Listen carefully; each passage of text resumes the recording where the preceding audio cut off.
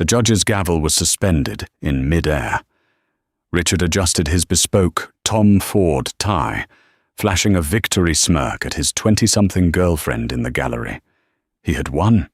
He kept the houses, the company, and the offshore accounts. But then, Catherine leaned into her microphone. 3 words changed everything. Room 302 of the Cook County family court smelled of lemon polish, stale coffee, and shattered promises. For the past 6 months, it had been the battleground for the dissolution of Richard and Catherine Caldwell's 15-year marriage. But calling it a battleground was generous. A battle implies an even fight. This was a slaughter.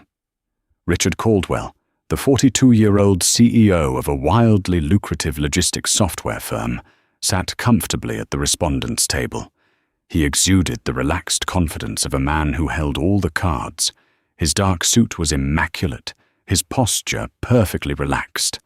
To his right sat Jonathan Pierce, a high-priced divorce attorney known in Chicago's legal circles as the Butcher. Pierce charged $1,000 an hour to financially ruin spouses, and he was worth every penny.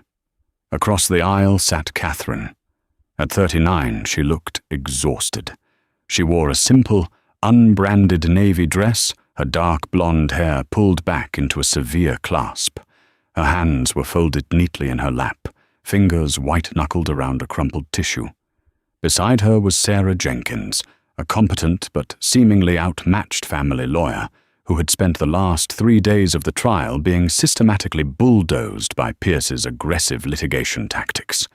The core of the dispute was a prenuptial agreement signed 15 years ago.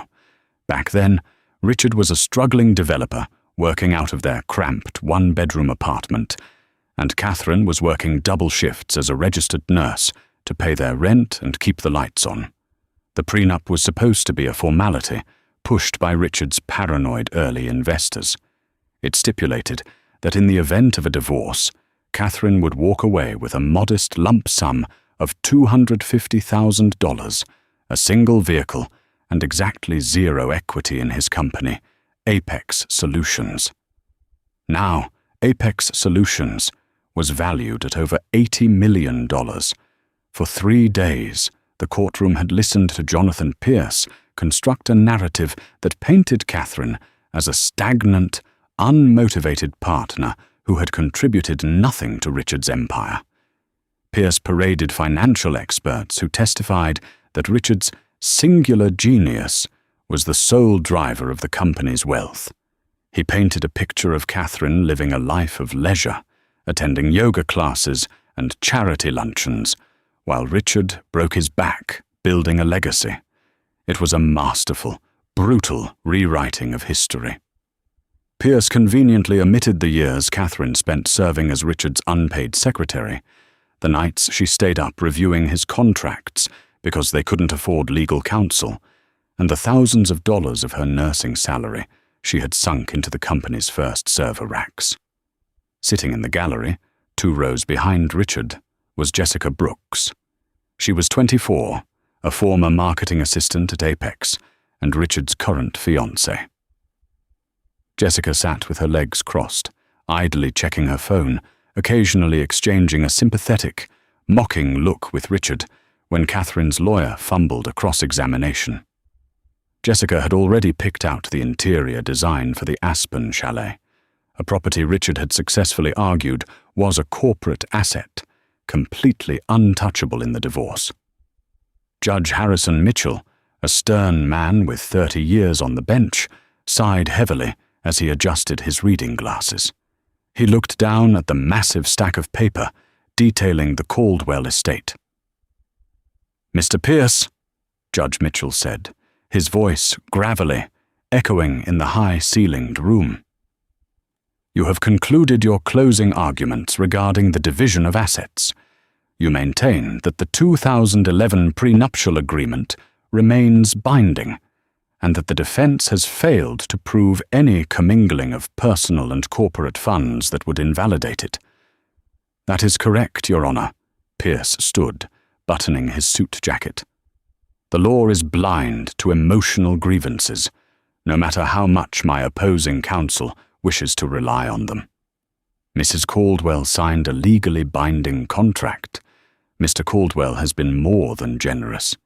He has offered to double the alimony stipulated in the prenup to $500,000 out of the goodness of his heart. We ask that the court honor the agreement and finalize this decree so my client can move on with his life. Richard kept his face passive, but his eyes danced with triumph. $500,000 was pocket change. It was the equivalent of a rounding error in his quarterly tax filings. He had shielded his real wealth, moving tens of millions into offshore trusts and shell companies over the past 3 years in preparation for this exact moment. He had planned his exit from the marriage with the same ruthless efficiency he applied to a corporate merger. Judge Mitchell turned his gaze to Catherine's table. Ms. Jenkins, does the petitioner have anything to add before I render my final judgment? Sarah Jenkins glanced at her client. Catherine's face was unreadable. For months, Catherine had been the picture of a broken woman. She had cried in mediation, she had suffered panic attacks during depositions, and she had begged Richard to be fair for the sake of their history. Richard had consumed her fear like oxygen. It fueled his ego. But right now, in the final hour, Catherine wasn't crying. She nodded just once to her lawyer. "Yes, Your Honor," Sarah Jenkins said, standing up. She didn't sound defeated anymore. The nervous tremor in her voice that had been present all week was completely gone. "We have one final submission for the court's consideration, a piece of evidence that directly speaks to the validity of the prenuptial agreement and the alleged division of corporate assets." Jonathan Pierce immediately stood up. "Objection, Your Honor. Discovery closed 3 weeks ago. Opposing counsel cannot ambush this court with 11th-hour evidence." "Your Honor," Jenkins countered smoothly, "this evidence was only acquired late last night. It is a matter of direct fraud pertaining to the financial disclosures Mr. Caldwell submitted to this very court. Under Rule 60B, evidence of fraud upon the court can be introduced at any time." Judge Mitchell's eyebrows skyrocketed. Fraud upon the court was a massive accusation. "Approach the bench," he commanded. The tension in room 302 thickened instantly. Richard leaned forward, his smirk faltering for a fraction of a second. He whispered harshly to his lawyer, "What the hell is she talking about, Pierce?" "Don't panic," Pierce muttered out of the side of his mouth, not breaking eye contact with the judge. "It's a desperate Hail Mary, a scare tactic. They have nothing." At the judge's bench, Sarah Jenkins handed over a thick manila envelope. "Your Honor, yesterday evening, we received a verified certified ledger from the Cayman Islands Monetary Authority, alongside corresponding internal emails from Apex Solutions. It concerns a holding company named Blackwood Logistics." Back at the respondent's table, Richard Caldwell felt a drop of cold sweat trace a line down his spine. Blackwood Logistics. How did she know that name? Blackwood was his ghost ship. It was a dummy corporation, set up by a shady wealth manager 3 years ago.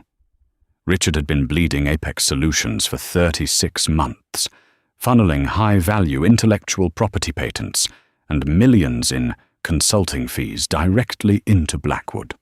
Legally, on paper, Apex looked like it was plateauing, justifying the $80 million valuation he presented to the court. But the real meat of his empire, the next-generation AI algorithms that were about to be acquired by a major defense contractor for nearly $400 million, belonged entirely to Blackwood. And nobody, absolutely nobody, knew about Blackwood except him and his offshore broker. "This documentation," Jenkins continued, speaking loud enough for the microphone to pick up her words and broadcast them through the courtroom, demonstrates that Mr. Caldwell deliberately committed perjury on his sworn financial affidavits. He concealed assets totaling an estimated $350 million. The gallery erupted into furious whispers. Jessica Brooks stopped looking at her phone, her jaw dropping open as she stared at the back of Richard's head. 350 million? Order! Judge Mitchell slammed his gavel. He ripped open the envelope and began scanning the documents. The color slowly drained from his face. Mr. Pierce, the judge said, his voice dangerously low. Are you aware of an entity known as Blackwood Logistics? Pierce was a professional. He didn't sweat, but his eyes darted nervously. Your Honor, I have no knowledge of this entity, nor can we verify the authenticity of these supposedly certified documents brought in at the final hour. They bear the official seal of the Cayman Registry, Judge Mitchell snapped, holding up a page. And they include wire transfer receipts, directly matching outgoing funds from Apex Solutions, funds that your client claimed under oath were lost to server depreciation and R&D failures. Your Honor, we need time to review this. Pierce scrambled, his aggressive swagger entirely evaporated. This is a gross violation of procedure. What's a gross violation? The judge interrupted, his voice booming. Is lying to my face for 3 days straight.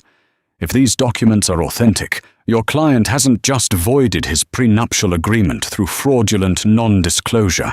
He has committed a federal crime. Richard's hands were shaking. He gripped the edge of the mahogany table, trying to ground himself. He stared at Catherine. She was looking right back at him. The tired, broken woman from the past 6 months was gone. Her posture was straight. Her eyes, usually warm and soft, were locked onto his with the cold, absolute zero precision of a sniper. A faint, almost imperceptible ghost of a smile touched the corner of her lips. She played me, Richard realized with a sudden, suffocating horror. She played me this entire time. All the crying, the panic attacks, the begging. It was a performance. She had let him build his arrogant, bulletproof defense. She had let Pierce parade his witnesses and drag her name through the mud. She had let him feel entirely victorious, knowing full well that she was holding a tactical nuclear weapon under the table, waiting for the exact moment he committed himself fully to his lies on the permanent legal record. Ms. Jenkins, Judge Mitchell said, leaning over the bench. These documents show that Blackwood Logistics was incorporated in 2023, but the ownership structure here is highly complex. It lists a blind trust as the primary shareholder. That is correct, Your Honor, Jenkins said calmly. Can you identify the beneficiary of this blind trust? The judge asked. Richard held his breath. He knew the beneficiary. It was him. He had signed the paperwork through a proxy. Once they proved he was the beneficiary, he would lose half of it to Catherine and likely face prison time for perjury and tax evasion. It was a disaster. His life was over. But Catherine's lawyer shook her head. No, Your Honor. Mr. Caldwell is not the beneficiary. Richard blinked. The entire courtroom went dead silent. Even the judge looked confused. I'm sorry, counsel. If Mr. Caldwell didn't set up this offshore account to hide his own assets, then who did? Sarah Jenkins turned slowly, looking down at Richard with an expression of pure, unadulterated pity. Mr. Caldwell believed he was setting it up for himself, Your Honor, Jenkins explained, her voice ringing clear through the silent room. 3 years ago, Mr. Caldwell hired a third-party wealth management firm to establish the Blackwood Shell Company. He communicated with them entirely via encrypted email, using a proxy agent to sign the final deeds to ensure his name was nowhere on the founding documents.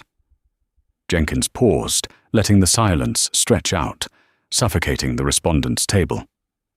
What Mr. Caldwell did not realize, Jenkins continued softly, was that the proxy agent he hired online was actually a private investigator retained by my client. Mrs. Caldwell discovered his plans to hide assets 3 years ago. Richard's blood ran completely cold. His lungs stopped working. He tried to speak, but only a dry rasp escaped his throat. "When the final documents for the blind trust were drafted," Jenkins said, turning to face Richard directly, "the private investigator followed Mr. Caldwell's instructions to the letter, except for one minor detail. He didn't put Richard Caldwell's name down as the beneficiary of the trust." "Then whose name is on it?" Judge Mitchell asked, leaning forward, utterly captivated. Catherine finally broke her silence. She leaned forward to her microphone, her voice steady, cool, and devastatingly calm. "Mine, Your Honor." The silence in room 302 was absolute, heavy and suffocating. It was the kind of quiet that follows a catastrophic car crash right before the screaming begins. Richard Caldwell stared at his soon-to-be ex-wife, his vision blurring at the edges.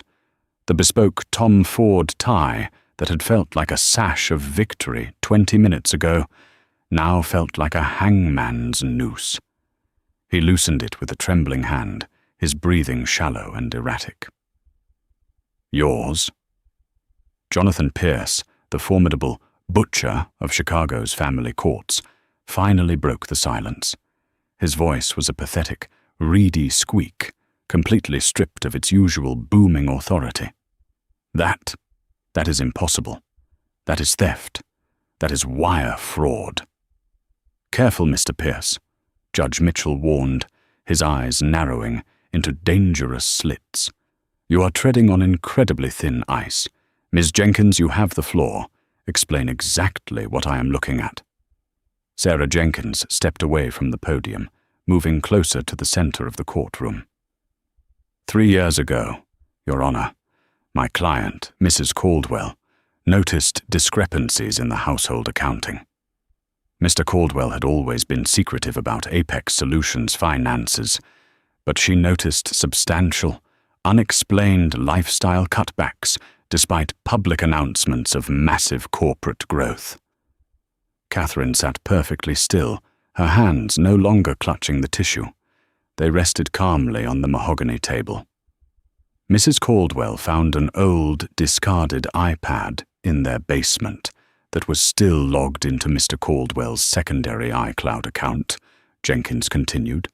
There, she found the initial, encrypted email drafts sent to Sovereign Wealth Partners, an offshore advisory firm in Geneva, Switzerland.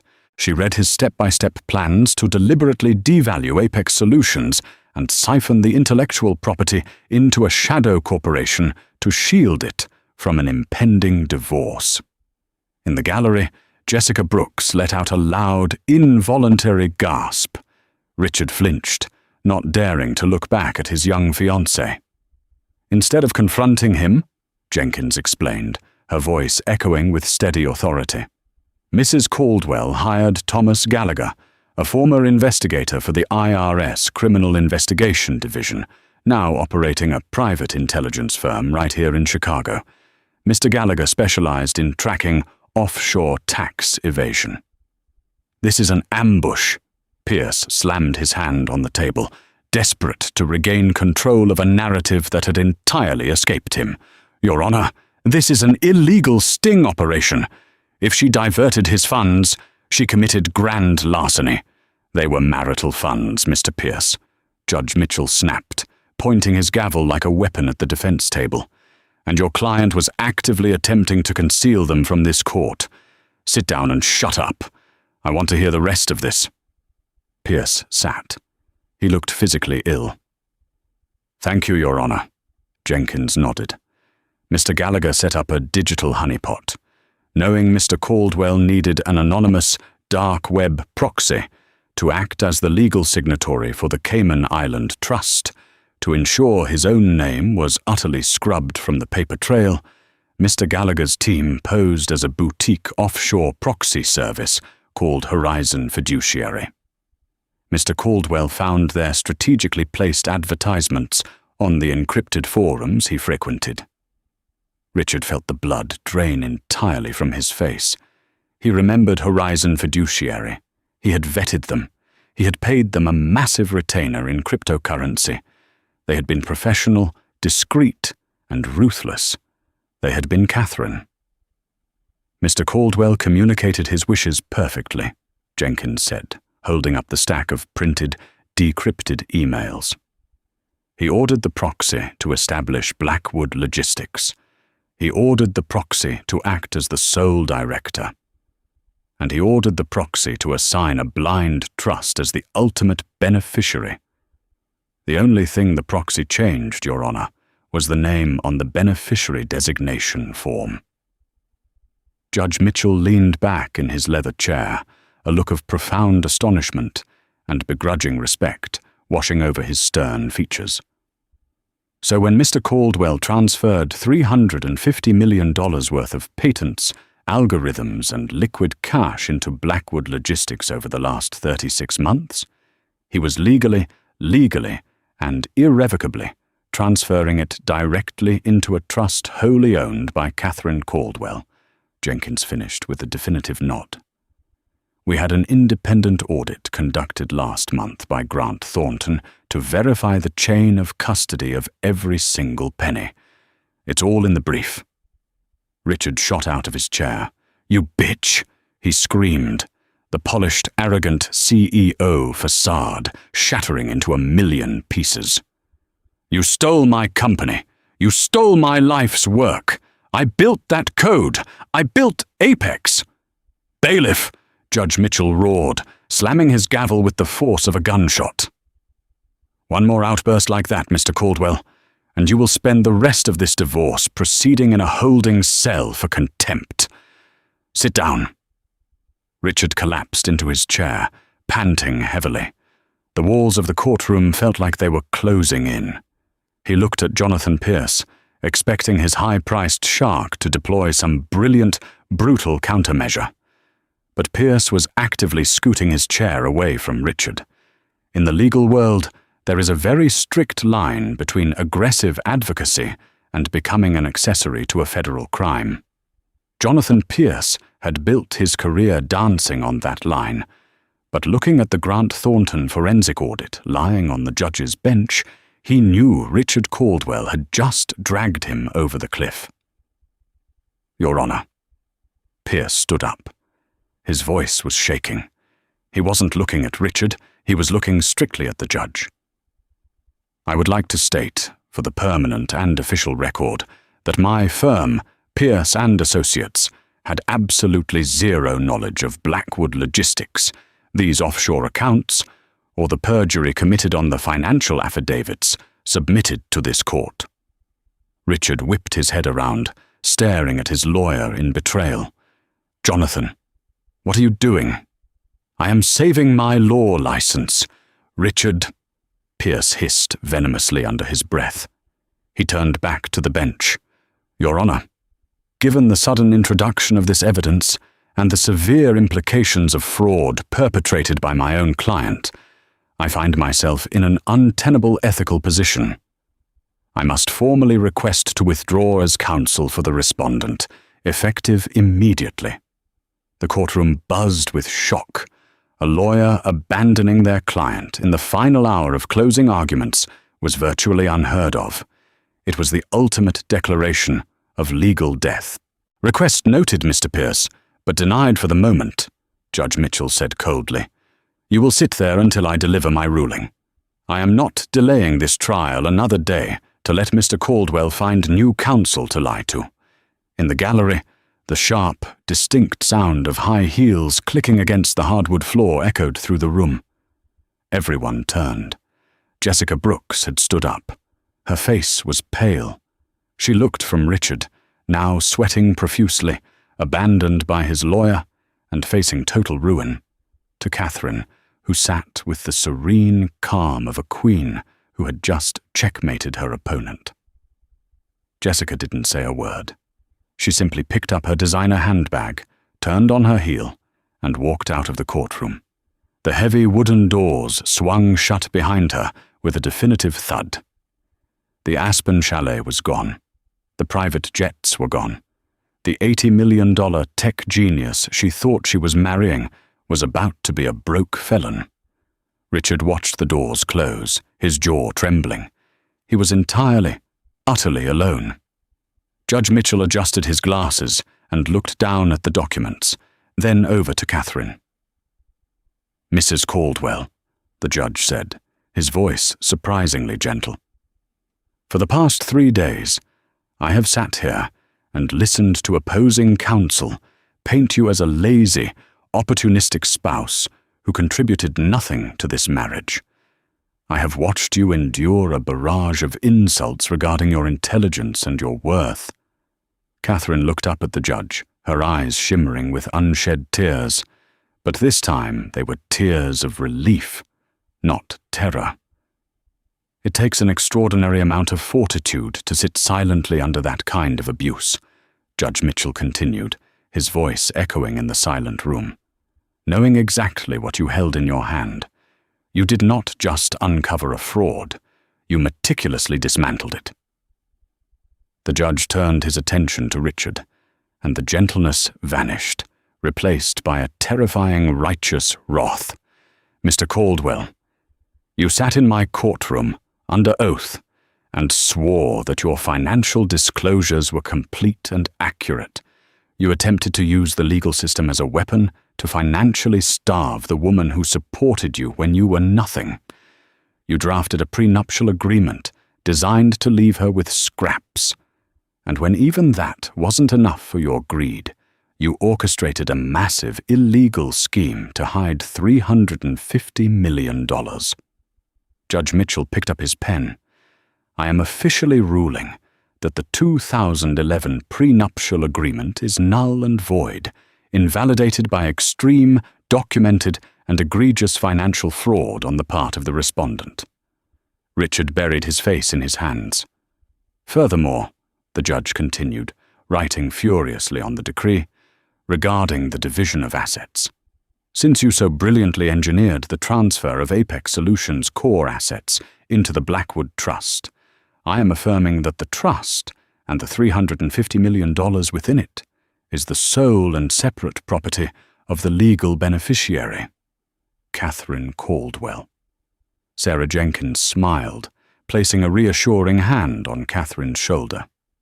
"As for the remaining, depleted shell of Apex Solutions," Judge Mitchell declared, "I am awarding 60% of all remaining shares, equity, and liquid capital to the petitioner, Mrs. Caldwell, as punitive compensation for the respondent's attempt to defraud the marital estate.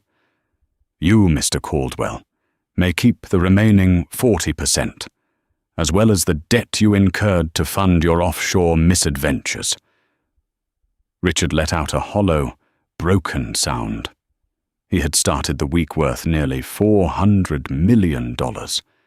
He was walking out with a fraction of a dying company and millions in legal and tax liabilities. "Finally," Judge Mitchell said, gathering the Grant Thornton audit and the decrypted emails, "I am unsealing these exhibits.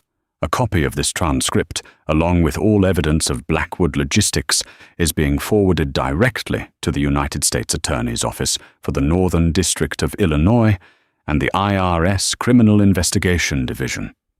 You tried to play a very dangerous game with federal tax laws, Mr. Caldwell. I highly suggest you use your remaining 40% of that company to hire a very good criminal defense attorney." Judge Mitchell picked up his gavel. He looked at Catherine one last time and offered a curt, respectful nod. "This court is adjourned." The gavel slammed down, the sound ringing out like a final, definitive period at the end of a 15-year sentence. Catherine stood up. She smoothed the skirt of her simple navy dress. She didn't gloat. She didn't look at Richard as he sat paralyzed at the defense table, his life reduced to ashes. She simply picked up her purse, thanked Sarah Jenkins, and walked down the center aisle of the courtroom. She pushed open the heavy wooden doors and stepped out into the crisp Chicago air, breathing freely for the first time in 3 years. She had played the long game, and she had won everything. What an incredible reminder that the truth always finds a way to the surface. Richard thought he could outsmart the system, but Catherine's brilliant 3-year sting operation proved that hell hath no fury like a woman scorned and financially betrayed. If you were left speechless by Catherine's ultimate revenge, hit that like button, share this video with your friends, and subscribe to our channel for more crazy real-life drama.